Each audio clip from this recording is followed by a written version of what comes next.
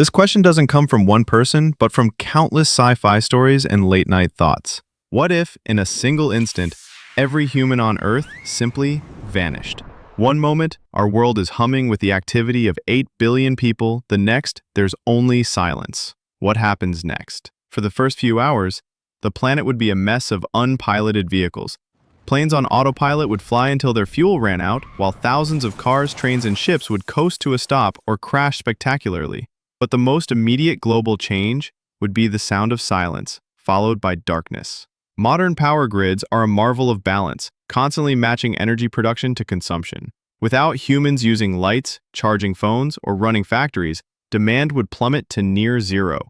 Automated safety systems at power plants worldwide would trip, and within a day, the planet's electric glow would extinguish, continent by continent. This leads to our first major problem: nuclear power plants.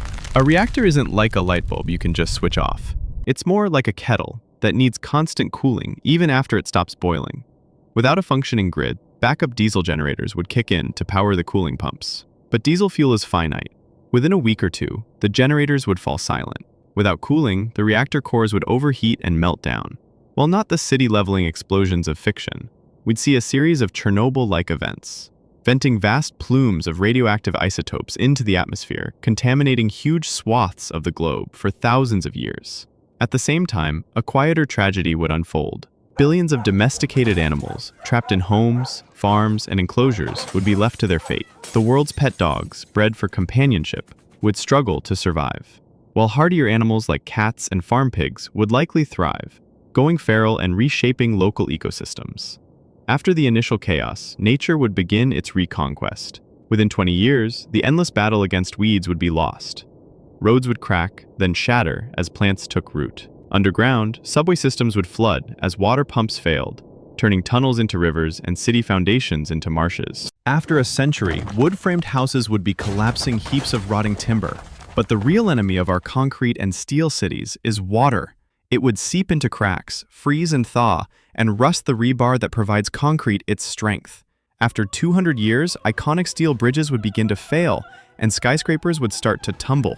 After a few thousand years, most cities would be unrecognizable, swallowed by forests and wetlands. The only things left standing would be the structures our ancient ancestors built, massive, solid blocks of stone, like the pyramids of Giza, which have already outlasted entire civilizations. So, is that it? Is our legacy just a few stone monuments? Not quite. After 100,000 years, future geologists, if there are any, would find something strange in the rock strata. A thin, unnatural layer, like the iridium layer that marks the death of the dinosaurs. This human-marked layer would be filled with the fossilized remains of our concrete jungles, bizarre concentrations of heavy metals, and, most enduringly, our plastics. It would also contain the long-lasting radioactive signatures from our nuclear meltdowns, a scar on the planet that would remain for eons. But perhaps our most definitive legacy wouldn't be on Earth at all. It would be an expanding bubble of radio waves, already dozens of light years across, carrying our broadcasts, our music, and our conversations. A faint electromagnetic ghost, traveling forever into the silent cosmos, the last fleeting evidence that we were ever here.